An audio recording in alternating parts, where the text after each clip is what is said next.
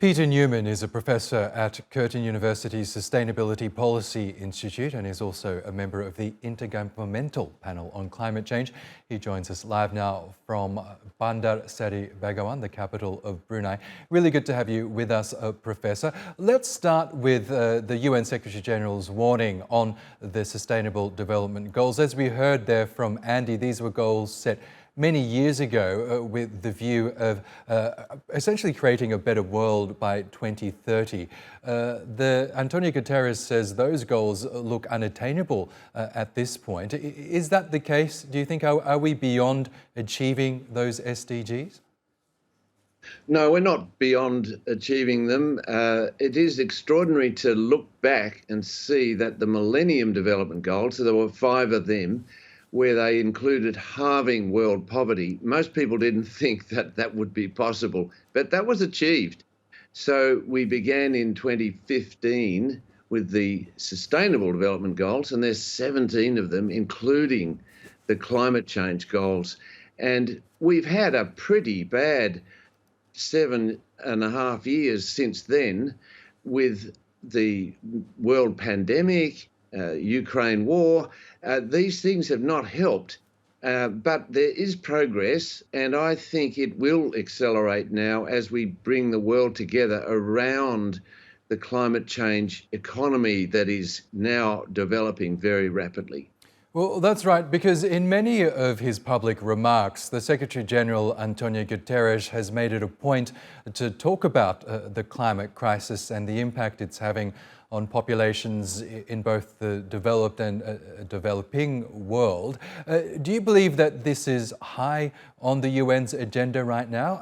And has Antonio Guterres made it a priority? Yeah, he personally feels it very deeply. You can see that in all his speeches, and I've seen him present on it. I was at Sharm el-Sheikh, and there are positive things happening, but he tends to only be able to see what is left to do, and that's important for a leader to be able to push us further. But I personally see a lot more hope that is now appearing as the grassroots are really taking on these big change issues, and they're not easy. This is a hard time, but a very exciting time, because the technology is now there that can spread across the world and is beginning to. And I think this opportunity of the World Assembly that is now happening will push this agenda further, and we can look to having some potential outcomes in the next few years. But it is touch and go. It's always going to be hard.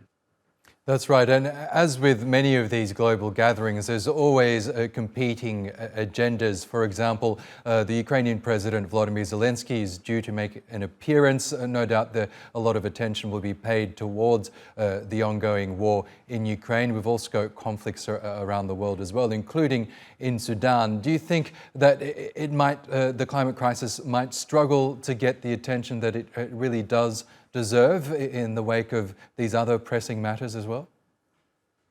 Well, it's fairly extraordinary that the data are now showing that Europe dramatically increased its amount of solar and wind energy as a way of replacing the oil and gas that was no longer coming because of the Ukraine war.